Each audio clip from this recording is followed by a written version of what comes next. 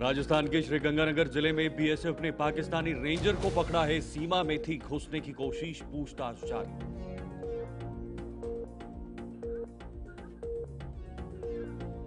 पहलगाम हमले के बाद भारत का बड़ा एक्शन, पाकिस्तान से सभी आयात निर्यात पर पूरी तरह से लगाया बैन।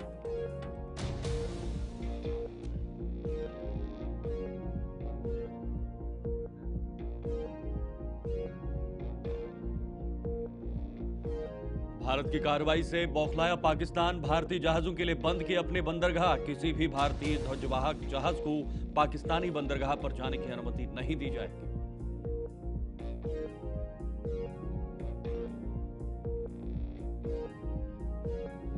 बद्रीनाथ धाम के कपाट खुले, पुजारियों ने की श्रीहरि की पूजा अर्चना। 15 क्विंटल फूलों से सजाया गया मंदिर।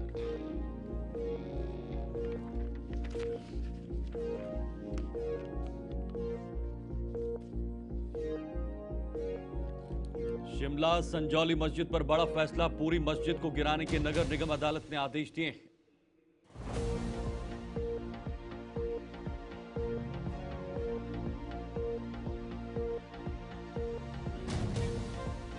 ओडिशा के कटक के खान नगर इलाके में एक निर्माणाधीन पुल का स्लैब गिरने से 3 लोगों की मौत हुई।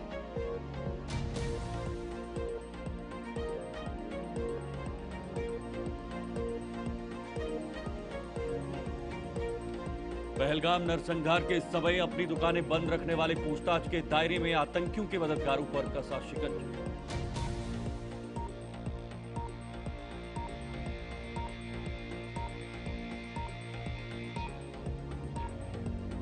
पाकिस्तान की नापाक हरकत जारी, पाकिस्तान ने फिर किया सीज फायर का उल्लंघन। भारतीय सेना ने दिया मुंह तोड़ जवाब। आज लगातार 10वें दिन की फायरिंग।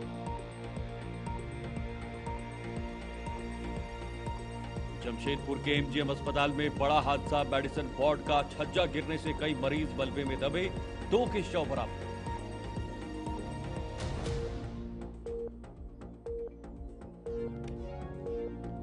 मेडिकल में दाखिले से जुड़ी परीक्षा नीट यूजी को लेकर छात्रों का इंतजार खत्म हुआ। आज दोपहर 2 बजे से शाम 5 बजे तक नीट यूजी की परीक्षा, कड़े इंतजाम किए गए।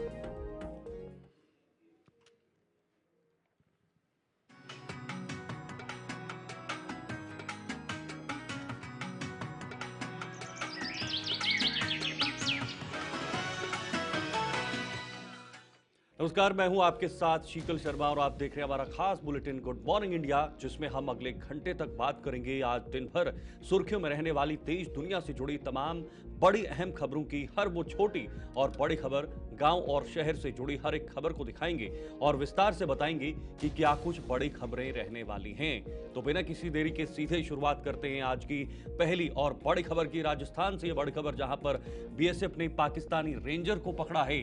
यह राजस्थान से बड़ा मामला, जहां पर बीएसएफ ने एक पाकिस्तानी रेंजर को पकड़ने में सफलता हासिल की है। सीमा में घुसने की कोशिश थी और घुसते वक्त ही उसे अपने काबू में कर लिया, उसे पकड़ लिया। यह राजस्थान के श्रीगंगानगर जिले में पकड़ा गया है, जहां पर बॉर्डर का इलाका है और फिलहाल हिरासत में लेकर रेंजर से पूछताछ जारी है।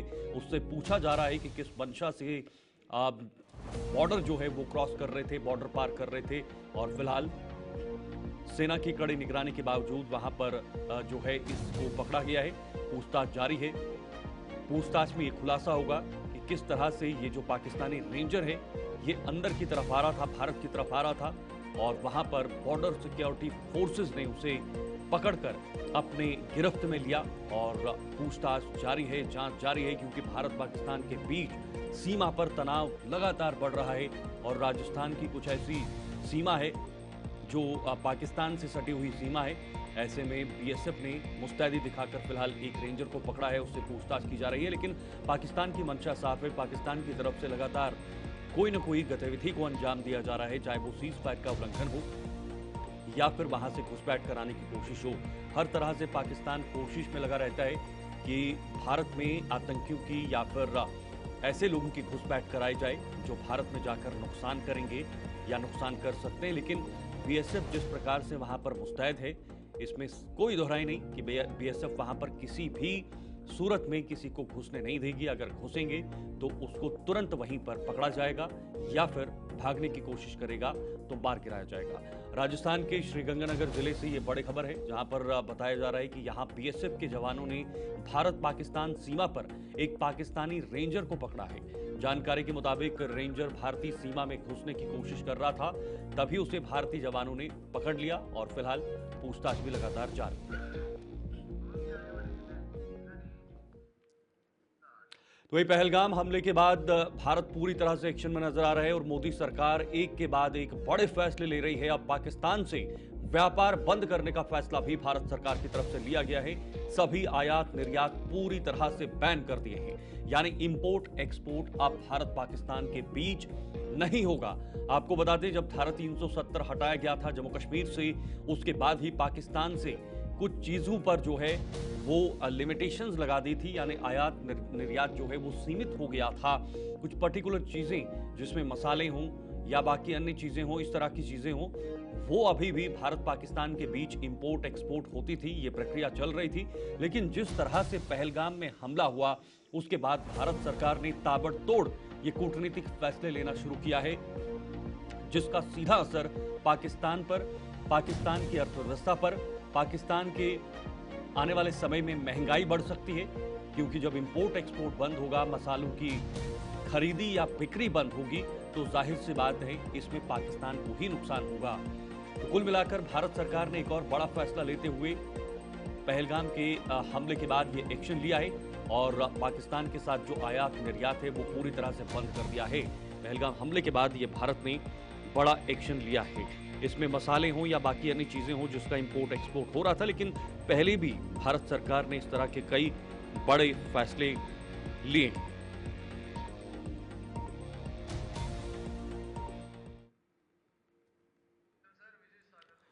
चलिए, ब्रिगेडियर विजय सागर धीमान जी, रक्षा विशेषज्ञ, इस वक्त हमारे साथ जुड़े हुए हैं, फोन लाइन पर हैं। धीमान साहब, बहुत बहुत स्वागत। गुड मॉर्निंग सर, शुक्रिया आपका, आपने समय दिया। धीमान साहब, एक और बड़ा फैसला लिया गया है भारत सरकार की तरफ से और इसे भी एक डिप्लोमेटिक फैसला ही देखा जा सकता है, उसी एंगल से देखा जा सकता है। व्यापार बंद करने का लिया है, ये बहुत ही महत्वपूर्ण है जी। इससे पाकिस्तान को काफी प्रॉब्लम होगी और बहुत ज्यादा उनको नुकसान होगा। जैसे मैं आपको छोटा सा एग्जांपल दूं, पाकिस्तान भारत से के ऊपर डिपेंडेंट है दवाइयों के आयात के ऊपर, यानी कि भारत से बहुत सारी फार्मा प्रोडक्ट्स जो हैं वो पाकिस्तान जाते हैं और जैसे ही वो बंद हुए तो हमने इमीडिएटली देखा पाकिस्तान के जो एनालिस्ट थे उन्होंने बोलना शुरू कर दिया कि पाकिस्तान में दवाइयों की कीमत 41% ज्यादा हो गई है जी। प्लस उसके बाद जो पाकिस्तान से हम लोग कॉटन और कॉन्डिमेंट्स का जो हम इंपोर्ट करते थे वो बंद हो गया है। अब उसके लिए उनको नई मार्केट ढूंढनी पड़ रही है जी। और उसके अलावा भारत से जितना भी सीमेंट का इंपोर्ट होता था पाकिस्तान में वो बंद हो गया है। और उसके बाद जो सॉफ्ट चीजें मान लो जैसे मूवीज हैं या ऐसी कोई चीजें हैं, तो ये अब सब सारा का सारा जो बंद किया है भारत ने, ये सब वाया दुबई आएगा पाकिस्तान में। दुबई आने का वाया दुबई आने का मतलब है कि पाकिस्तान का जो ट्रांसपोर्टेशन कॉस्ट या उसकी जो रिटेल कॉस्ट जो होगी पाकिस्तान के अंदर वो बढ़ जाएगी और उससे पाकिस्तान की इन्फ्लेशन बढ़ेगी और उनकी इकोनॉमी पर असर पड़ेगा और उनके जो लोग हैं उनकी जो परचेजिंग पावर है उसके हिसाब से वो अपनी लाइफ स्टैंडर्ड को लोअर करने पे मजबूर हो जाएंगे। और वो कितना मजबूर होंगे, कहां तक जाएंगे और कब जाके उनके अंदर अनरेस्ट आ जाए। अनरेस्ट ऑलरेडी है पर वो कब बवाल बन के फूट पड़ता है पाकिस्तान के स्टैब्लिश के अगेंस्ट, वो देखना है। और हमारा पर्पस भी यही है क्योंकि इस बार हमने आर पार की लड़ाई करनी है। उनको बोलना है कि अगर जब तक आपकी जो एस्टैब्लिशमेंट हमने उसको थ्रेटन करना है ताकि वो आतंकवाद को बढ़ावा देना हिंदुस्तान के अंदर बंद करें। बिल्कुल बिल्कुल, ये सबसे बड़ी बात है धीमान साहब। लेकिन जिस प्रकार से भारत ने एक्शन लेना शुरू किया है, मुझे लगता है कि इतिहास में इस तरह के फैसले पाकिस्तान के खिलाफ लिए गए होंगे। तो मोदी सरकार ने ये फैसले लिए तो इसका सीधा असर पाकिस्तान की अर्थव्यवस्था पर तो पड़ना ही पड़ना है धीमान साहब। देखिए, बिल्कुल सही बोला। मैंने आपको बताया पहले भी जब मैं आपके शो में आता हूं तो मैंने हमेशा मेरा कंसिस्टेंट स्टैंड रहा है कि इस बार ही हमको आर पार की लड़ाई लड़नी है, आतंकवाद को वंस फॉर ऑल खत्म करना है। पहले हमने बहुत मौके गवाए, चाहे वो 71 था या उसके बाद उड़ी स्ट्राइक थी या इवन बालाकोट था, हमने सोचा कि हमने कोई डिसाइसिव कदम ले लिया है और हम पाकिस्तान के खिलाफ नहीं है, हम चाहते हैं वो भी पीसफुली रहें, परंतु अगर वो हमें पीसफुली नहीं रहने देंगे तो हमें उनको ऐसी जगह पे हिट करना है जहाँ पे उनकी एग्जिस्टेंस खतरे में आए। उसके लिए diplomatic measures, economic measures, even kinetic measures, इनका मिश्रण करके उनको पंजाबियों को दिखाना है कि भैया देखो, अगर तुम हमें तंग करना नहीं छोड़ोगे तो हम तुम्हारा वजूद मिटा देंगे। और इंडस वाटर ट्रीटी तो हमारे पास एक इतना बड़ा हथियार है हाथ में, और मैं पिछले ऑलमोस्ट 5 साल से कह रहा हूँ कि इंडस वाटर ट्रीटी का जो पानी है, please use it as a weapon. और पार्लियामेंट में भी हमारे मोदी जी ने बोला है कि पानी और खून एक साथ नहीं बह सकते, अगर आपको पानी चाहिए तो आपको हमारा खून बहाना बंद करना पड़ेगा। तो वो अगर आप नहीं मानते हो और एक बिगड़े हुए बच्चे की तरह काम करते हो तो फिर हम आपको ऐसा चांटा मारेंगे कि आपका वजूद ही खत्म हो जाए। और उसके लिए हम कुछ नहीं बोलेंगे, अब पाकिस्तान को इम्प्लोड कराएंगे, with in itself Pakistan will implode, because जनता इतनी त्राही त्राही करेगी जब उनको पीने का पानी नहीं मिलेगा, रोटी खाने को नहीं मिलेगी, दवाइयाँ नहीं मिलेगी, इलेक्ट्रिसिटी नहीं मिलेगी, और उनके जो इलाज करने की जगह जो आधा पाकिस्तान इलाज कराने इंडिया में आता है वो सब बंद हो जाएगा। तो कहाँ जाएंगे वो लोग? तो फिर वो अपनी एडमिनिस्ट्रेशन, अपनी पॉलिटिकल लीडरशिप या अपनी मिलिट्री लीडरशिप उनके अगेंस्ट रिवोल्ट करेंगे, और वही तो हम चाहते हैं। और वो जो हमारे यहाँ इंडिया में एक बड़ा सा स्लोगन है कि we want a prosperous Pakistan, you know undivided Pakistan is good for India. भूल जाइए उसको, अभी मौका वो आ गया है। पाकिस्तान ने हमें उस मुकाम पे लाकर छोड़ा है कि हम मजबूर हैं इस वक्त कि हम पाकिस्तान के ऊपर एक ऐसी डिसाइसिव एक्शन करें जिसका पाकिस्तान के पास तोड़ ना हो। मिलिट्री एक्शन करने से वर्ल्ड वाइड रेमिफिकेशंस हैं, न्यूक्लियर रेमिफिकेशंस हैं, और उसको हम नहीं करेंगे। और पाकिस्तान भी मिलिटरीली तैयार है हमें लेने के लिए, तो हम उसका जहाँ पे उसकी स्ट्रॉन्ग पॉइंट है हम वहाँ जाते ही नहीं है। वी मस्ट हिट उसके वीक पॉइंट्स, और वीक पॉइंट्स उसके ये हैं internal strife because of economic measures, पानी के लिए। तो वहाँ पे हमने उनको हिट करना है और उनको एक डिसाइसिव ब्लो देना है ताकि वो कश्मीर में आतंकवाद को बढ़ावा देना बंद करें और कश्मीर का राग अलापना बंद करें। बिल्कुल, लौटूंगा फिर से धीमान साहब आपके पास। एक और बड़ी खबर फिलहाल अपने दर्शकों को बताना चाहेंगे। भारत की कार्रवाई से पाकिस्तान बौखला चुका है और भारतीय जहाजों के लिए बंद कर दिया है बंदरगाह, पाक बंदरगाह बंद कर दिया है और किसी भी भारतीय जहाज को जाने की अनुमति नहीं है। बीती रात में पाकिस्तान ने आदेश जारी कर दिया है, देखिए भारतीय जहाजों के लिए अपने जो बंदरगाह हैं वो बंद कर दिए हैं और किसी भी भारतीय ध्वजवाहक जहाज को पाकिस्तानी बंदरगाह पर जाने की अनुमति नहीं दी जाएगी। ये अब पाकिस्तान ने फैसला लिया है क्योंकि पाकिस्तान जो है वो पूरी तरह से बौखला गया है। पाकिस्तान को समझ नहीं आ रहा है और कुछ लोग परमाणु की धमकी दे रहे हैं और कुछ लोग इस तरह की वहां पर जो हरकत है वो कर रहे हैं। धीमान साहब, पाकिस्तान पूरी तरह से बौखला गया है सर, ये साफ दिख रहा है। जिस तरह से पाकिस्तान के प्रधानमंत्री अंतर्राष्ट्रीय मंचों पर जाकर गिड़गिड़ा रहे हैं या बाकी देशों से सहायता मांग रहे हैं, इससे तो साफ जाहिर होता है कि पाकिस्तान की हालत जो है वो पूरी तरह से अब घुटनों पर आ गई है। पाकिस्तान की हालत की अगर समीक्षा करें तो पहले तो उन्होंने गीदड़ भभकियां दी, उन्होंने बताया कि हम न्यूक्लियर कर देंगे, ये कर देंगे, वो कर देंगे। जब वो भी भारत को हटा नहीं सकी तो उसके बाद उन्होंने विदेशों में जाकर के बोलना शुरू किया कि भारत हम पे अटैक करने वाला है तो आप हमारी हेल्प करिए। अब वो भी नहीं हुआ, विदेशों से भी उनको कोई समर्थन नहीं मिला। अब वो क्या कर रहे हैं, अब वो विदेशों में जाके बोल रहे हैं कि देखिए अगर आप हमारी मदद नहीं करना चाहते कम से कम भारत को रोकिए। तो ये एक उनकी एस्केलेशन लेटर दिखा रही है कि वो कितने डेस्परेट हैं इस वक्त, कितनी मजबूर हैं इस वक्त वो। अभी ये जो फैसला उन्होंने लिया है कि हम भारत का कोई भी शिपिंग अपना शिप जो है वो पाकिस्तान में नहीं आ सकता, कराची या ग्वादर पोर्ट पे नहीं आ सकता। अब इसका जो मेरा फर्स्ट रिएक्शन है कि मैं जोर से हंसूंगा। कितने जहाज है भारत के कमर्शियल शिपिंग के जो पाकिस्तान जाते हैं? तो आई मीन मिनिमल, नेग्लिजिबल। और अब और जब हमारा उनका ट्रेड नहीं है तो हम वहाँ क्यों जाएंगे? पहले जाने की जरूरत ही नहीं है। तो आपने जो एक बैन लगाया है, एक किस्म का सिंबॉलिक बैन है अपनी डोमेस्टिक कॉन्स्टिट्यूएंसी को एड्रेस करने का। और दूसरा मैं बता दूं, पाकिस्तान अभी 2 मई तक जो पाकिस्तान के अपने लोग वहाँ टेस्ट फायरिंग कर रहे थे नेवी वाले, तो जहाजों को जाने की अनुमति वैसे ही नहीं थी। हमारे भी कर रहे हैं वहाँ पे, वैसे अनुमति नहीं है और ब्लॉकेड हमने लगा दिया वहाँ पे।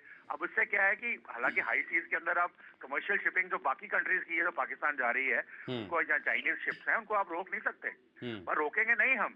परंतु वहाँ पे दुनिया भर में पता है कि यहाँ पे लाइव फायर ड्रिल्स चल रही हैं, इंडियन नेवी एक्टिव है, अपने वेपन्स को वो टेस्ट फायर कर रही है। वो जो इंश्योरेंस कंपनीज हैं जो जो शिप्स को इंश्योर करती हैं, गुड्स को इंश्योर करती हैं, वो अपने रेट्स बढ़ा देंगी, क्योंकि किसी समय भी कोई खतरा हो सकता है, कोई अनएक्सपेक्टेड या अननोइंगली कोई शिप हिट हो सकता है, तो उसका जो इंश्योरेंस कॉस्ट है वो बढ़ जाएगा। जब इंश्योरेंस कॉस्ट बढ़ेगा तो वो गुड्स जो पाकिस्तान जा रहे हैं, जिनको पाकिस्तान इंपोर्ट कर रहा है, उनकी कॉस्ट बढ़ जाएगी, इन्फ्लेशन बढ़ जाएगी। गरीब आदमियों के लिए वो दवाइयाँ या जो एसेंशियल चीजें हैं या उनका पेट्रोल है या कच्चा तेल है, वो सब महंगा होता चला जाएगा। वो पाकिस्तान को इकोनॉमिक मार पड़ेगी, और मार पड़ेगी जनता को, जो बिल्कुल ग्राउंड लेवल के लोग हैं, वो बेचारे त्राही त्राही करेंगे। और अभी आपको पता ही इमरान खान साहब तैयार बैठे हैं, हालांकि वो जेल में हैं, उनके जो साथी हैं फजल उल रहमान, उनके घटक दल के जो नेता हैं, वो तैयार है, वो उनके इमरान साहब के एक इशारे पे, जैसे उन्होंने पहले अटैक कर दिया था, आर्मी हेडक्वार्टर पे अटैक कर दिया था, आर्मी मिलिट्री हॉस्पिटल पे अटैक किया था, कोर कमांडर के घर पे अटैक किया था, तो उसी तरह से वो डिसाइड करेंगे अपने आर्मी के अगेंस्ट अटैक करना है या पॉलिटिकल एस्टेब्लिशमेंट के अगेंस्ट अटैक करना है। तो जब उनके जो आका हैं, जो हैंडलर्स हैं, जब उनकी अपनी जो अस्तित्व खतरे में आएगा, तो नेचुरली वो सोचेंगे कि हमको कश्मीर का राग लापना है, या टेररिज्म को भारत में फैलाना है, या अपनी कुछ जिंदगी बचानी है। तो ये सब चीजें विल लीड टू इम्प्लोजन इन पाकिस्तान। और इम्प्लोजन में अगर आप देखेंगे तो वो पाकिस्तान के 4 या 6 हिस्से हो सकते हैं आराम से, और उसके लिए फैसिलिटेशन हमारी तरफ से जरूर होगी। तो इसलिए ये कहना कि उन्होंने शिपिंग बंद कर दी है, मेरा तो यही मानना है कि ये एक बहुत बड़ा हास्यास्पद बात करी है उन्होंने। बिल्कुल। धीमान साहब, आऊंगा फिर से आपके पास आऊंगा। एक और बड़ी खबर पाकिस्तान की, भारत को फिर से गीदड़ भभकी, पाकिस्तान राजदूत ने गीदड़ भभकी दी है। देखिए, एक और बार इस तरह की वहां पर गीदड़ भभकी सामने आई है। भारत ने हमला किया तो जवाब देंगे। देखिए, पाकिस्तान कह रहे हैं कि परमाणु हथियारों से भारत को जवाब देंगे, परमाणु बॉम्ब का इस्तेमाल करेंगे। ये पाकिस्तान लगातार जो है वो भारत को धमकी देते आ रहा है। पहलगाम हमले के बाद पाकिस्तान की भारत में एक बार फिर से भारत को लेकर जो है वो गीदड़ भभकी दी है। और ये पाकिस्तान के राजदूत ने परमाणु हमले की जो धमकी दी है वो रूस में बैठकर दी है। और ये मोहम्मद खालिद जमाली हैं जिन्होंने गीदड़ भभकी दी है। उन्होंने कहा है कि अगर पाकिस्तान पर हमला करता है भारत, या उसकी सिंधु नदी का पानी रोकता है, तो पाकिस्तान न सिर्फ परंपरागत बल्कि परमाणु हथियार से भी जवाब देगा। धीमान साहब, इसे कैसे हम देख रहे हैं? परमाणु हमले की धमकी बार बार पाकिस्तान वहां से दे रहा है कि भाई भारत हमला करेगा या सिंधु नदी का पानी रोकेगा तो हमारे पास परमाणु है, हम परमाणु से हमला करेंगे। में जाके करी, उनको पता है कि रशिया भारत का बहुत एटर्नल दोस्त है। तो अब वो रशिया को बताना चाहते हैं कि भाई देखिए, अगर आप भारत को नहीं रोकेंगे तो हम परमाणु हमला कर सकते हैं। परंतु उनको ये नहीं मालूम कि 1999 में 1999 जब कारगिल हुआ था, उस वक्त जब अमेरिका ने वाजपेयी साहब को मैसेज दिया था कि देखिए पाकिस्तान कल आपके ऊपर परमाणु हमला करने वाला है, तो वाजपेयी साहब का जवाब था कि मुझे तंग मत करो, रात के 9 बज रहे हैं, मेरा सोने का टाइम है। उनको सिर्फ ये बता देना कि अगर आपने हमला किया रात को, तो कल सुबह जब सूरज उगेगा तो पाकिस्तान दुनिया के नक्शे से मिट चुका होगा। अब उस दिन और आज दिन में क्या फर्क है? उस दिन हमारे पास काबिलियत थी 5-7 जगह पे अटैक करने की। आज हमारे पास MIRV कैपेबिलिटी है न्यूक्लियर बॉम्ब्स के साथ, multiple targeted independent re entry vehicle. मतलब हम एक मिसाइल छोड़ेंगे, उसके अंदर से 10 या 15 परमाणु बम साइमल्टेनियसली पाकिस्तान के डिफरेंट जगह पे जाके टारगेट को अटैक करेंगे। तो वो चीज अगर एम्बेसडर साहब को, ये हाई कमिश्नर को नहीं समझ में आती है तो ये बचकानी बात है। दूसरा, मैं आपको ये बात बताऊं, पाकिस्तान जब अमेरिका का चमचा था या उसका पिट्ठू था या उनका जो भी था, उस वक्त उनके पास न्यूक्लियर वेपन्स आ गए थे चाइना से थ्रू नॉर्थ कोरिया। तो उस वक्त अमेरिका ने पाकिस्तान के साथ एक एग्रीमेंट किया हुआ है कि पाकिस्तान की जितनी भी न्यूक्लियर इंस्टॉलेशन हैं, उनकी रिपोर्ट वो देता रहेगा अमेरिका को, और अमेरिका के जो पर्सनल हैं वो उसकी ट्रेनिंग और उसकी सिक्योरिटी का पूरा ख्याल रखेंगे। इसका मतलब यह है कि पाकिस्तान के पास जो न्यूक्लियर वेपन्स हैं वो अमेरिका की सिक्योरिटी के अंडर हैं प्रैक्टिकली। और उसके बाद भी अगर वो कुछ क्योंकि अपने कंट्री में बैठ के वो कुछ भी कर सकता है, तो अगर कुछ करेगा तो अमेरिका को पता होगा। अब हमारा अमेरिका के साथ एक बेका एग्रीमेंट है, बेसिक एक्सचेंज कोऑपरेशन एग्रीमेंट। उसके हिसाब से अमेरिका को ऐसी इन्फॉर्मेशन हमें देनी है। जैसे अभी चाइना के ऊपर अमेरिका हमको सैटेलाइट इन्फॉर्मेशन देता है चाइना के अंदर 175 kilometre from the line of actual control. उसी तरह से ये वाला भी उसी के अंडर आता है। तो अगर वो ऐसा परमाणु हथियार का इस्तेमाल करना भी चाहे तो ये हो नहीं सकता कि भारत को पता ना हो और भारत के पास सेकंड स्ट्राइक की कैपेबिलिटी है और वो भी MIRV फैसिलिटी के साथ है कि हमने एक मिसाइल छोड़नी है तो पाकिस्तान के मल्टीपल टारगेट्स बर्बाद हो जाने हैं साइमल्टेनियसली। तो पाकिस्तान को ये मालूम है, उसके बावजूद भी ये जो गीदड़ भपकियां होती हैं ये उनकी इंटरनल कंजम्पशन के लिए है, उन अनपढ़ और गरीब लोगों के लिए जिनको पता नहीं है, जो मदरसे में ही रहते हैं, उनको वर्ल्ड की जो डिप्लोमेसी के नुआंसेस पता नहीं है, टेक्नोलॉजी का पता नहीं है, तो उनको बताने के लिए डोमेस्टिक अपना पॉपुलेशन में इस बात को फैलाने के लिए कि देखिए हमारे राजदूत ने जा करके रशियंस को भी धमकाया। अब इस किस्म की जो गीदड़ भपकियां कहो या इररेशनल स्टेटमेंट्स को, वो एक्चुअली इंटरनल पॉपुलेशन कंजम्पशन के लिए है, अदरवाइज इट मींस नथिंग। लेकिन धीमान साहब, ये पाकिस्तान डोमिनेंट तरीके से भारत पर परमाणु की धमकी क्यों ये बना रहा है? भारत के पास भी परमाणु है, तो फिर भी पाकिस्तान ये डोमिनेंट रहने की कोशिश क्यों कर रहा है सर? इसके पीछे कारण क्या है? उनके पास और कोई चारा नहीं है। उनके जो अपनी गरीब अनपढ़ जनता है उनको बरगलाने के अलावा और कोई तरीका नहीं है। वो मैंने आपको बताया ना, Pakistan is ready to implode, मतलब कि उसकी जो जनता है वो रिवोल्ट करने को तैयार है। इतनी सारी फॉल्ट लाइंस हैं, इतने सारे प्रॉब्लम्स हैं, तो वो सिर्फ उनको भारत के अगेंस्ट तोड़कर उनको इकट्ठा करना चाहते हैं। रादर अभी मैं कल एक टेलीविजन पे पाकिस्तानी यूट्यूब देख रहा था, तो उसमें एंकर ने साफ कहा कि भारत ने तो हमारे पे बड़ा एहसान किया है कि हमारे यहाँ पे जो पॉलिटी टूट रही थी, इंटरनल स्ट्राइव्स थी, इंटरनल राइवलरीज थी बिटवीन द स्टेट्स, भारत ने तो हमें इकट्ठा कर दिया, हमें यूनाइट कर दिया है इस मसले से। तो ये उनका एक स्ट्रैटेजी है जो इस बार काम नहीं आएगी, क्योंकि इमरान खान साहब एंटी एस्टैब्लिशमेंट है, एंटी आर्मी है, वो क्लियर है।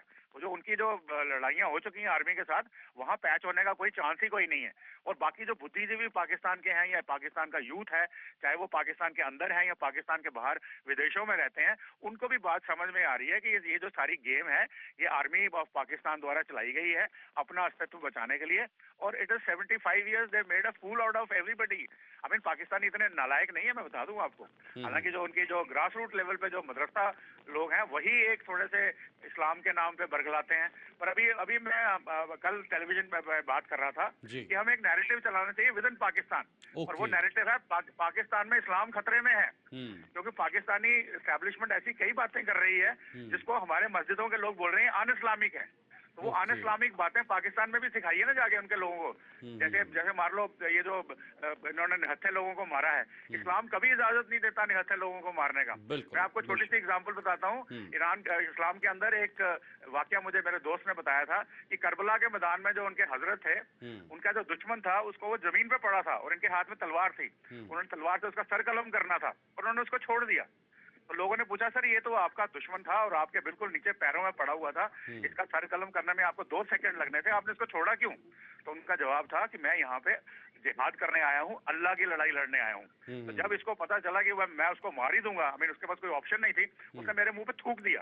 तो जैसे उसने मेरे मुंह पे थूका तो मुझे गुस्सा आ गया। अब मुझे गुस्सा आया तो अब ये लड़ाई अल्लाह की नहीं थी, अब ये लड़ाई मेरी थी। और अल्लाह ने बोला कि अपनी लड़ाई लड़ना हराम है, अपनी लड़ाई के लिए किसी दूसरे को बोलना हराम है। तो ये नैरेटिव पाकिस्तान में चलाया जाना चाहिए ताकि उनका ये इस्लामिक वाला जो एक बोगी है इसको भी एक्सपोज किया जा सके। ठीक है सर, धीमान साहब बहुत बहुत शुक्रिया आपका, आपने समय दिया फोन लाइन पर और ये सभी बातें शेयर की आपने। लेकिन फिलहाल पाकिस्तान बौखला गया है और परमाणु की धमकी एक बार फिर से पाकिस्तान की तरफ से दी गई है। इधर पहलगाम हमले को लेकर पूछताछ जारी है और आतंकियों के मददगारों पर शिकंजा कसा जा रहा है।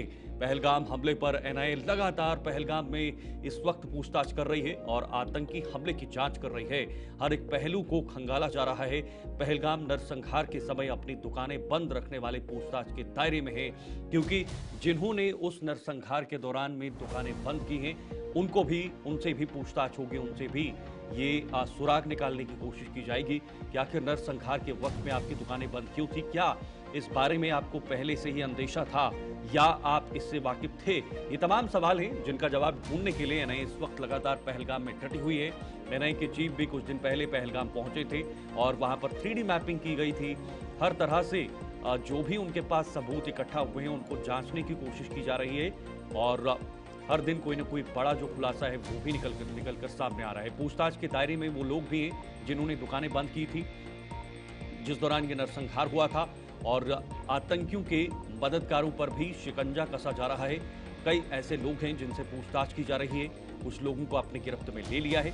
लेकिन बड़ी बात यह है कि बिना लोकल सपोर्ट के, जैसे मैंने पहले ही कहा, जब तक लोकल सपोर्ट उन आतंकवादियों को नहीं मिला होगा जब तक उनको प्रॉपर गाइडेंस नहीं मिली होगी, जब तक उनको खाने की या पीने की चीज़ें नहीं मिली होंगी, उन्हें संरक्षण नहीं मिला होगा, या ये तमाम चीज़ें हैं, जब तक आतंकियों को नहीं मिली होंगी, तब तक आतंकवाद पहलगाम में आकर इस तरह से नरसंहार नहीं कर सकता। तो जाहिर सी बात है, एनआईए डट गई है और देखना होगा आने वाले समय में ये पूरी जांच पड़ताल किस दिशा में जाने वाली है।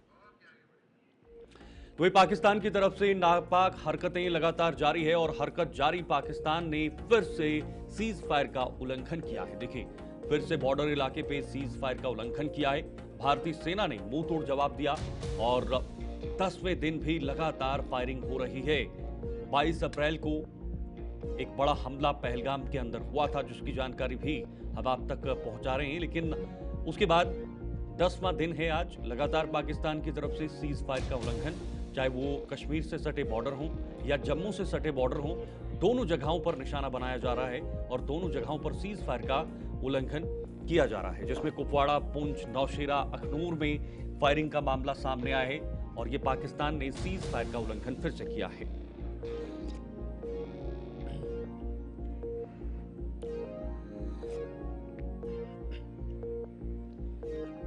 तो आपको बताना चाहेंगे, पाकिस्तान जो है वो अपनी नापाक हरकतों से बाज नहीं आ रहा है। पाकिस्तान की तरफ से लगातार भारत को उकसाया जा रहा है और सीज फायर का उल्लंघन कर घुसपैठ की कोशिश वहां से करवाई जा रही है, लेकिन इसका सीधा जवाब भारतीय सेना की तरफ से दिया जा रहा है।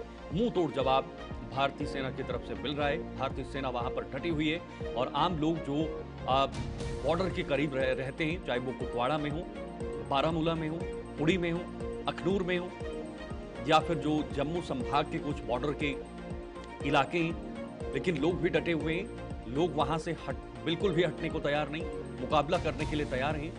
नौशेरा भी इसमें अछूता नहीं, पुंछ भी इसमें अछूता नहीं। और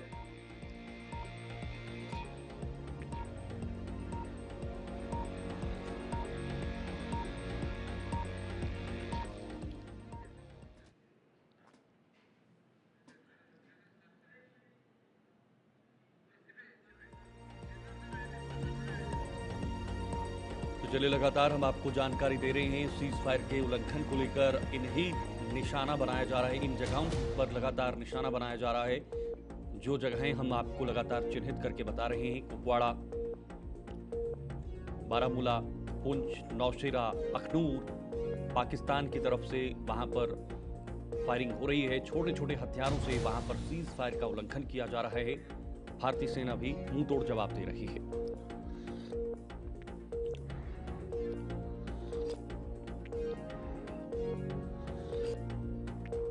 देखिए, आज 10वें दिन भी लगातार वहां की तरफ से फायरिंग की गई है।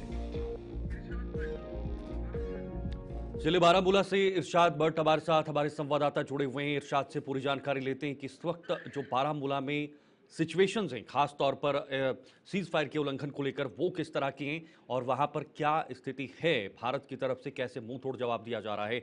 इरशाद, आज 10वां दिन है और लगातार पाकिस्तान अपनी हरकतों से बाज नहीं आ रहा है। सीज फायर का उल्लंघन हो रहा है और भारतीय सेना को उकसाने की कोशिश भी वहां पर की जा रही है। क्या सिचुएशंस हैं, क्योंकि तनाव ऑलरेडी बढ़ा हुआ है दोनों देशों के बीच में?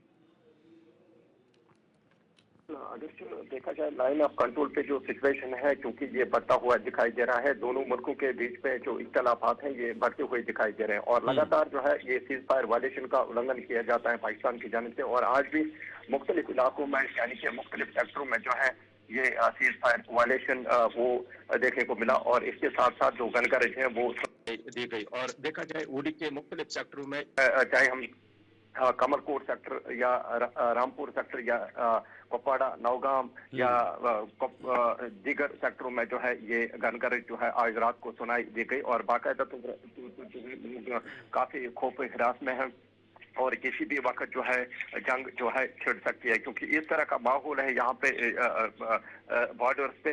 और देखा जाए यहाँ पे ये बात काबिल जिक्र है, जिस वक्त इस तरह की सूरत हाल होती है उस वक्त जो है बच्चे भी खौफजदा होते हैं, चाहे बुजुर्ग की बात करें या दीगर लोगों की बात करें, क्योंकि देखा जाए इन इलाकों में जो फैसिलिटी बाकायदा तौर पर जो है जो होनी चाहिए उस हिसाब से नहीं है जिस हिसाब से होनी चाहिए, या मेडिकल फैसिलिटी या फायर एंड इमरजेंसी या दीगर जो मामला है, हालांकि सरकार को भी जो है उस पर तवज्जो देने की जरूरत है। चाहे हम यहाँ पे उड़ी के मुख्तलिफ इलाकों की बात करें जहाँ पे लोग जो है काफी परेशानी हाल है। बिल्कुल बिल्कुल, परेशान तो लोग हैं ही हैं, लेकिन सेना की तरफ से सुरक्षा के किस तरह के इंतजाम वहां पर किए गए हैं? क्योंकि जो तनाव बढ़ रहा है, इरशाद आप कह रहे हैं कि किसी भी समय कुछ बड़ा हो सकता है। ऐसे में भारत की तरफ रहने वाले लोग हैं बॉर्डर इलाकों में, उनकी सुरक्षा सुनिश्चित करना भी भारत सरकार का एक दायित्व है, एक फर्ज है, एक अधिकार है। तो उस सुरक्षा को कैसे वहां पर रखा गया है ताकि आने वाले समय में कोई नुकसान ना हो, खास तौर पर उन लोगों को जो बहुत ज्यादा करीब रहते हैं एलओसी के? देखिए, जो 0.5 किलोमीटर के दायरे में आते हैं जो रिहायश पजीर लोग जो वहाँ पे बसिंदार हैं, यानी कि पहाड़ी इलाके के लोग हैं, उनके लिए जो है वहाँ पे जो बंकर तो बनाए गए लेकिन उस हिसाब से नहीं बनाए गए। लेकिन आज से तकरीबन 7 साल पहले, 8 साल पहले वो बंकर बनाए गए, वो बिल्कुल खस्ताहाली का शिकार है। आज से तकरीबन 3 साल पहले यानी कि 2021 के आसपास जो है वहाँ पे बंकर बनाए, वो भी खस्ताहाली का शिकार है, वो डैमेज हो चुके हैं। हालांकि देखा जाए वहाँ पे इन 10-15 दिनों में जो है अब ये बताया जाता है चंद एक इलाकों में जो है नए बैंकर्स बनाए गए। हालांकि वो जो नए बैंकर्स बनाए गए वो कब मुकम्मल होंगे ये आने वाले टाइम के बाद ही पता चलेगा। अगर यहाँ पे जंग छिड़ी जाएगी तो कैसे लोग जो है अपनी जान जो है उन बैंकरों में बचाएंगे।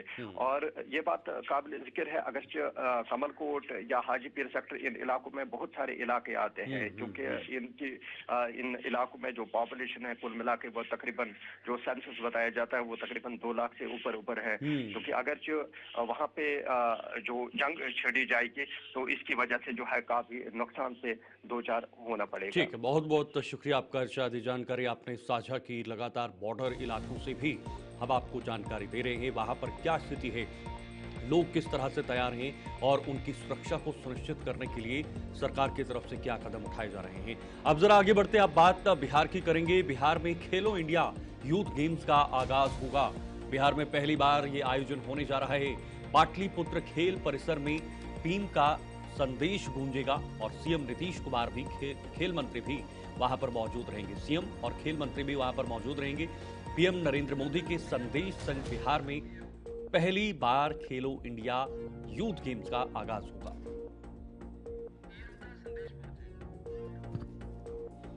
तो देखिए, प्रधानमंत्री मोदी का संदेश और साथ साथ मुख्यमंत्री नीतीश कुमार और जो स्पोर्ट्स मिनिस्टर हैं, खेल मंत्री हैं, वो भी इस वक्त वहां पर मौजूद रहेंगे। और पहले दिन का शेड्यूल क्या होगा? बिहार में पहली बार खेलो इंडिया यूथ गेम्स की शुरुआत रविवार को होगी। पाटलिपुत्र खेल परिसर में प्रधानमंत्री मोदी का संदेश गूंजेगा। मुख्यमंत्री नीतीश कुमार और केंद्रीय खेल मंत्री खुद इसमें मौजूद रहकर खिलाड़ियों का हौसला बढ़ाएंगे। केंद्रीय खेल मंत्री पहले दिन वॉलीबॉल, जूडो, कबड्डी, मलखंब और तीरंदाजी स्पर्धा में खिलाड़ी हिस्सा लेंगे। तो पहली बार इस तरह का आयोजन बिहार में हो रहा है।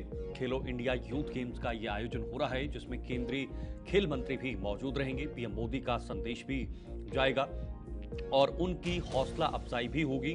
जो यूथ इसमें हिस्सा लेंगे किसी भी क्षेत्र में, किसी भी गेम में या किसी भी इंटरेस्टेड गेम में। देखिए, खेलो इंडिया यूथ गेम्स से जुड़ी कुछ महत्वपूर्ण जानकारी आपके सामने। बिहार में पहली बार आयोजित हो रहा खेलो इंडिया यूथ गेम्स, इससे जुड़ी और जानकारी आपको बताने की कोशिश करेंगे। ये पहली बार फिलहाल बिहार में आयोजित हो रहा है और ये अपने आप में एक बड़ी बात है। प्रदेश में 5 जगहों पर इसका आयोजन होगा।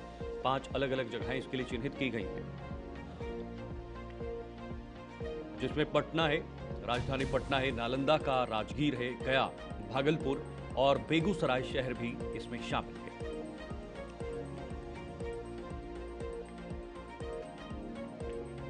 इसके साथ ही देश भर के 28 राज्यों और 8 केंद्र शासित प्रदेशों से करीब 10,000 खिलाड़ी बिहार में पहुंचेंगे और इसका हिस्सा बनेंगे। देखिए, 10,000 से ज्यादा लोग होंगे वहां पर, युवा होंगे जो अपने अपनी प्रतिभा का जो है वो प्रदर्शन करेंगे, उसका इस्तेमाल करेंगे और खेलों में अपना भविष्य तय करेंगे। देखिए, प्रशिक्षक, स्पोर्ट्स स्टाफ और तकनीकी विशेषज्ञ इस खेल का हिस्सा बनेंगे। जो प्रशिक्षक होते हैं, जो प्रशिक्षण देते हैं यानी कोचेज होते हैं, या जो बाकी स्पोर्टिंग स्टाफ होता है वो सभी लोग वहां पर रहेंगे। प्रतियोगिता में कुल 27 तरह के मुकाबले होंगे, अलग अलग मुकाबले होंगे, 27 तरह के ये मुकाबले होंगे।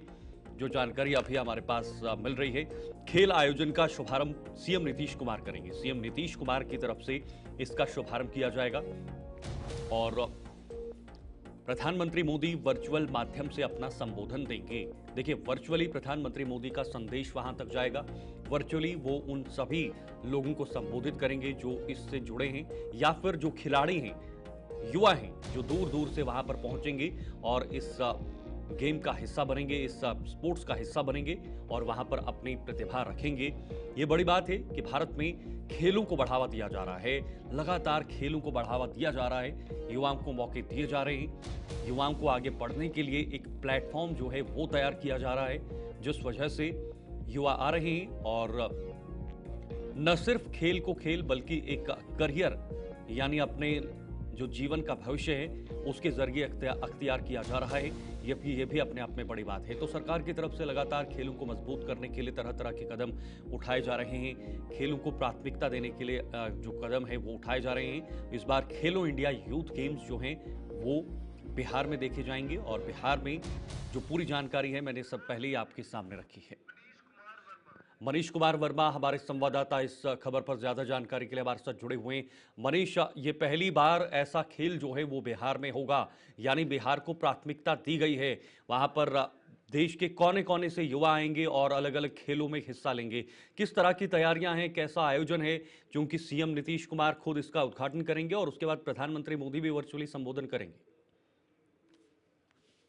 देखिए शीतल, मैं बता दूं कि बिहार में पहली बार इस तरह का आयोजन हो रहा है, तो तैयारियां तो पूरी तरह से सरकार के द्वारा की गई है जी। परंतु इस आयोजन का जो मुख्य उद्देश्य है वो उद्देश्य एक चीज आपको क्लियर कर दूं कि अभी हाल ही में बिहार में चुनाव होना है और चुनाव को लेकर आने फॉर्म में इस तरह का आयोजन, क्योंकि अगर 100% आयोजन अगर अस्तित्व में होता तो आपको इस खेल में 3 चीजें, शूटिंग, जिम्नास्टिक और ट्रैक साइकिलिंग जो है वो दिल्ली में आयोजित की जाएगी। अगर यह आयोजन बिहार का है तो ये आयोजन पूर्णतः बिहार में होना चाहिए। दिल्ली में होने का यह उद्देश्य सिर्फ इतना ही है कि इन 3 चीजों का ट्रैक जो है वो बिहार में नहीं है।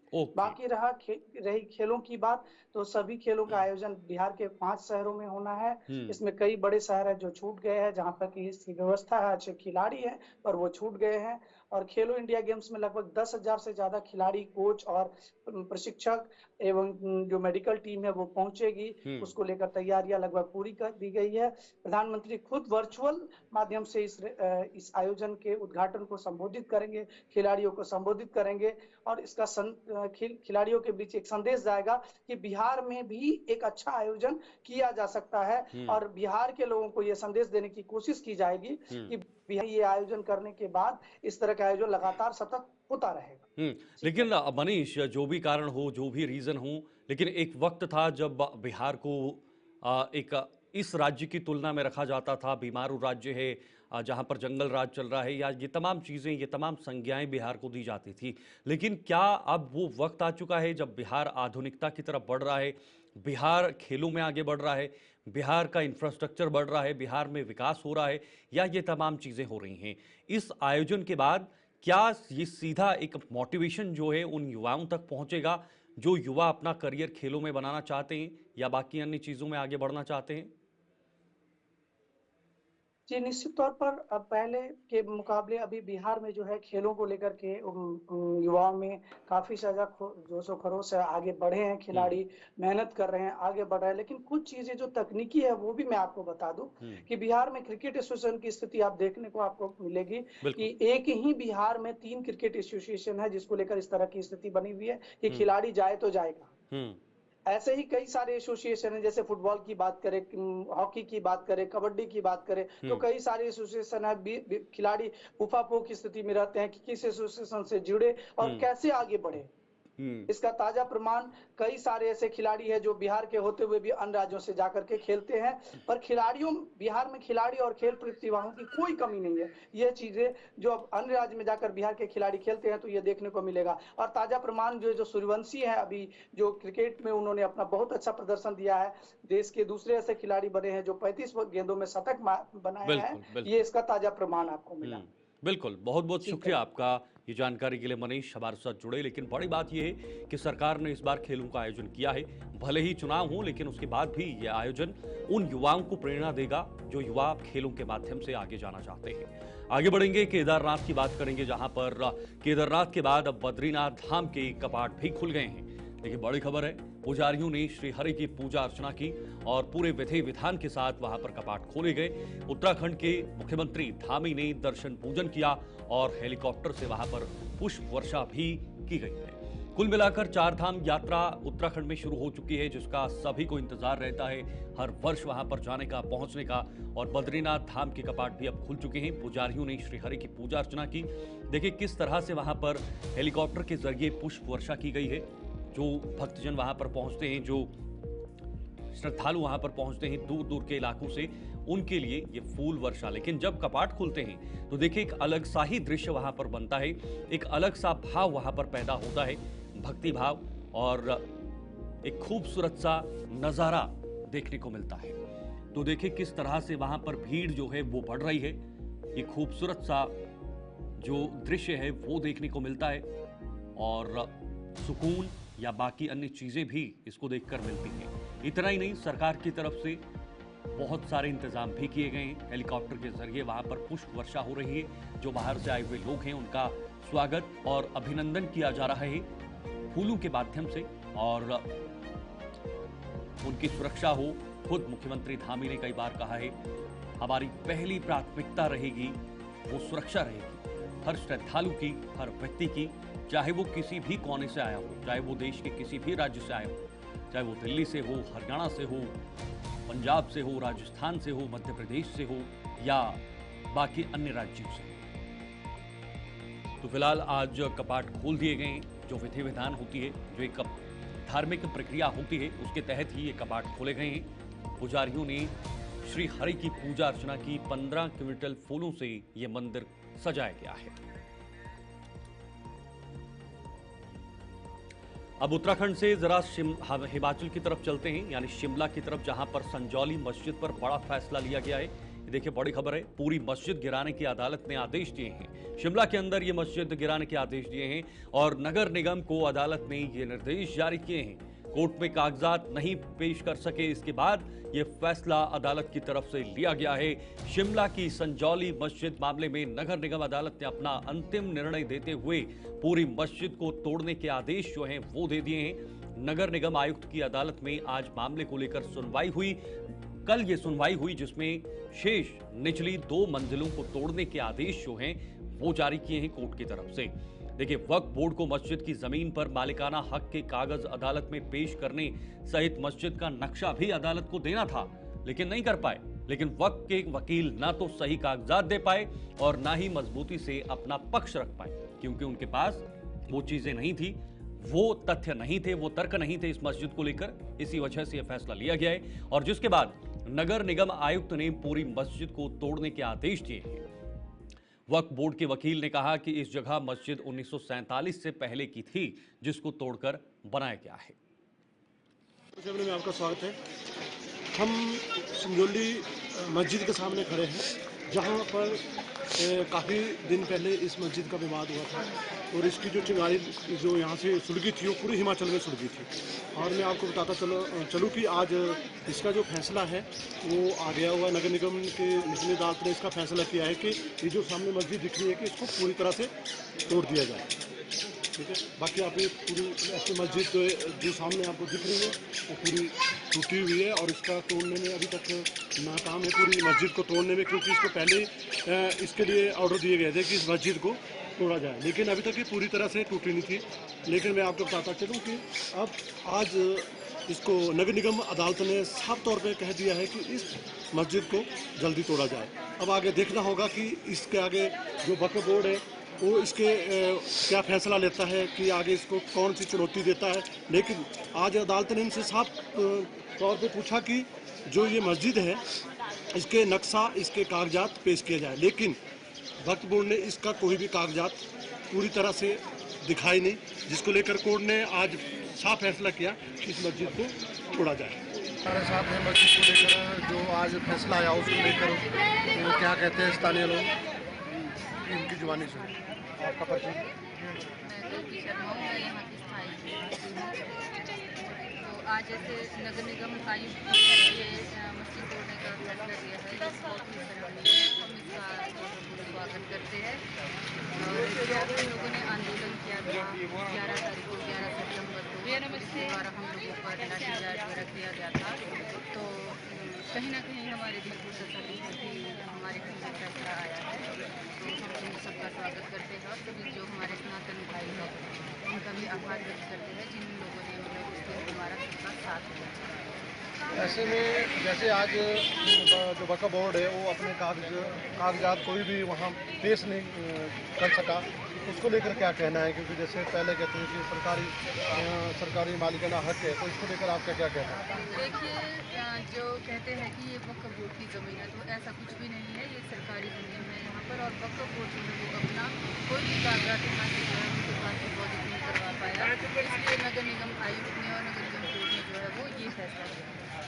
स्थानीय लोगों का साफ तौर पर कहना है कि जो भी ये फैसला आया हुआ ये बिल्कुल ठीक है, और क्योंकि ये सरकारी भूमि पे मस्जिद बनी थी, तो जिस तरह से आज वक्फ बोर्ड ने भी अपना जो कागज पेश करने के लिए कहा था वो पेश नहीं करा सके पेश।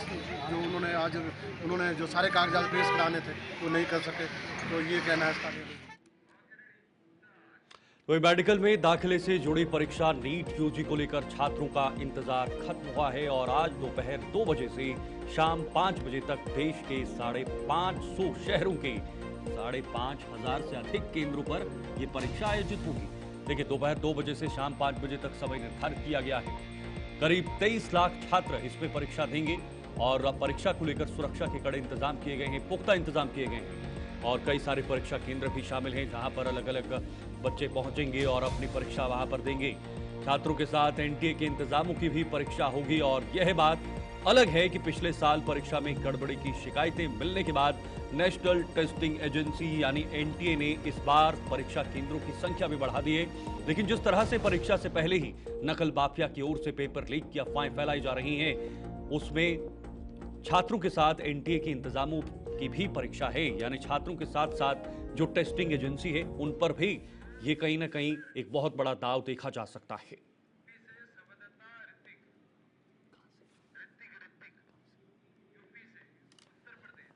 चलिए, फिलहाल अलग अलग जगहों से हम जानने की कोशिश करेंगे कि नीट के एग्जाम्स को लेकर किस तरह की तैयारियां हैं। हमारे साथ ऋतिक इस वक्त यूपी से हमारे संवाददाता जुड़े हुए हैं, ऋतिक से जानने की कोशिश करेंगे।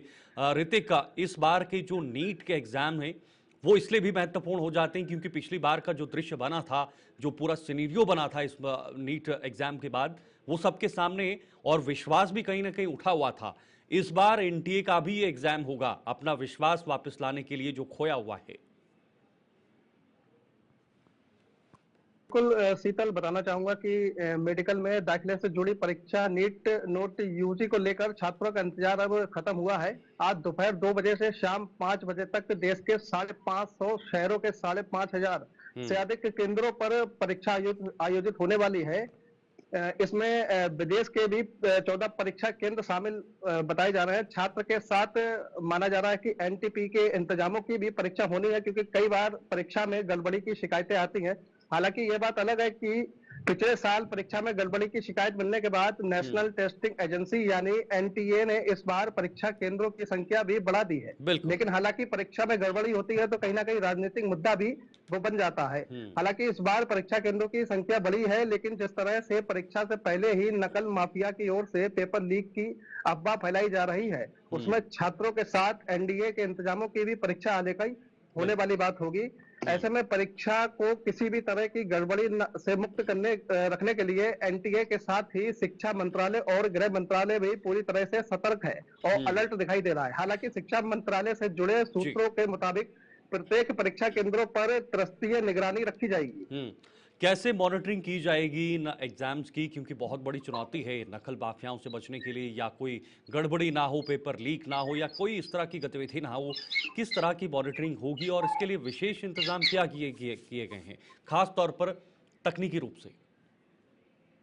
देखिए, बताया जा रहा है कि परीक्षा को लेकर पूरा प्रशासन जो है वो अलर्ट है, शिक्षा विभाग जो है वो भी अलर्ट है, शिक्षा मंत्रालय से भी निर्देश जारी हुए हैं। बताया जा रहा है कि रखी जाएगी। इनमें परीक्षा की जिला, राज्य और केंद्र स्तर से तक पूरी इस पर निगरानी रखी जाएगी कि किसी तरीके से परीक्षा में गड़बड़ी ना हो सके। बिल्कुल, लोगों में या जो बच्चे वहां पर पहुंचेंगे, जो नीट के एग्जाम देने के लिए वहां पर अभ्यर्थी पहुंचेंगे, उनमें किस तरह का विश्वास, जोश और जज्बा दिखाई दे रहा है? क्योंकि पिछली बार का जो मामला हुआ था उससे कहीं ना कहीं बच्चे भी इस डर में होंगे कि कहीं इस बार ना हो या हमारा जो भविष्य है वो खतरे में ना पड़ जाए। देखिए, बिल्कुल छात्रों के हमेशा जब एग्जाम देने जाते हैं तो उनके मन में ये बात रहती है कि कहीं ना कहीं पेपर अगर लीक हो गया तो उनकी जो सालों की मेहनत है वो कहीं ना कहीं बर्बाद चली जाती है और इसका पूरा जो फायदा होता है वो माफिया को मिल जाता है। हालांकि मुद्दा भी गर्मा जाता है, इसमें कहीं ना कहीं राजनीतिक भी हो जाती है। हालांकि इस बार सरकार शिक्षा पूरी तरीके से इस पर अलर्ट है एग्जाम को लेके और लगातार जो है वो उस पर बैठक की जा रही थी। अब बताया जा रहा है कि त्रिस्तरीय निगरानी रखी जाएगी पूरी तरीके से। जब छात्र पहुंचेंगे तो उनकी भी पूरी तरीके से जांच होगी, चेक होगा। हालांकि माफियाओं को पहले ही शिकंजे में ले लिया गया था और लगातार जो सरकार है वो उस पर नजर बनाई हुई है। हालांकि अब बताया जा रहा है कि जिला, राज्य और केंद्र स्तर से पूरी तरीके से परीक्षा पर निगरानी रखी जाएगी। जी ठीक है, बहुत बहुत शुक्रिया आपका रीति की जानकारी साझा करने के लिए। बहुत सही तरीके से फिलहाल मॉनिटरिंग की जाएगी और शिक्षा मंत्रालय ने भी साफ कर दिया है कि इस बार कोई गड़बड़ी नहीं होगी, लेकिन उन लोगों से भी बच के रहना होगा जो तत्व इस तरह के होते हैं। परीक्षाओं में गड़बड़ी करने के लिए उनका एक पहले से ही एक परंपरा बनी होती है, लेकिन उनको रोकने के लिए फिलहाल तैयार है। ओडिशा के कटक में बड़ा हादसा हुआ है जहां पर निर्माणाधीन पुल का स्लैब गिरा है। ये निर्माणाधीन पुल का स्लैब गिरने से वहां पर हादसा हुआ है और पुल का स्लैब गिरने से 3 लोगों की हालत जो है वो गंभीर बताई जा रही है। देखिए, ओडिशा कटक के खान नगर इलाके में एक निर्माणाधीन पुल का स्लैब गिरने से 3 लोगों की मौत हुई है। 3 लोगों की इसमें मौत और 2 लोग ऐसे हैं जो गंभीर रूप से घायल बताए जा रहे हैं। ये बड़ा हादसा है क्योंकि ये निर्माणाधीन पुल था और अचानक से गिरता है, उसके बाद 3 लोगों की इसमें मौत होती है, 2 लोग गंभीर रूप से घायल हुए हैं पुल का स्लैब गिरने के बाद। तस्वीरें आपके सामने हैं, ये वही पुल है जहां पर यह हादसा पेश आया है। 2 की हालत जो है वो गंभीर बताई जा रही है। ओडिशा के कटक में ये बड़ा हादसा निकलकर जो है वो सामने आया है।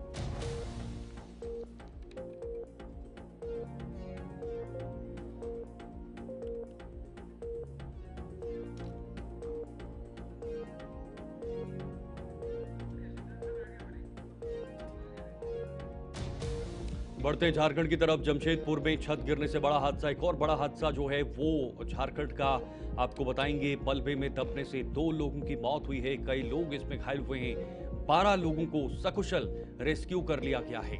एमजीएम अस्पताल की ये घटना बताई जा रही है। देखिए, 12 लोगों का सकुशल वहां पर रेस्क्यू है, लेकिन झारखंड के जमशेदपुर में हर समय सुर्खियों में रहने वाले एमजीएम अस्पताल के मेडिसिन वार्ड में छत गिरने से कई मरीज मलबे में दब गए। 2 मरीजों को सकुशल निकाल लिया गया है जबकि 2 के शव मिले हैं। इस घटना के बाद एमजीएम अस्पताल में अफरा तफरी का माहौल बन गया। यह अस्पताल का काफी पुराना भवन है, यहाँ नई बिल्डिंग भी बनाई जा रही है, लेकिन अचानक पुराने भवन का छत गिरा जिससे कई मरीज गंभीर रूप से घायल हो गए। वहीं बाकी मरीज इस बिल्डिंग से बाहर निकलकर बैठे हुए हैं। उपायुक्त के बयान के मुताबिक 15 मरीज मलबे में फंसे थे। 12 लोगों को सकुशल रेस्क्यू कर लिया गया है। 2 लोगों की मौत हो गई है और दोनों के शव निकाल लिए गए हैं। चलिए, गुड मॉर्निंग इंडिया में आज के लिए फिलहाल इतना ही। मुझे दीजिए इजाजत। आपका दिन शुभ रहे। नमस्कार।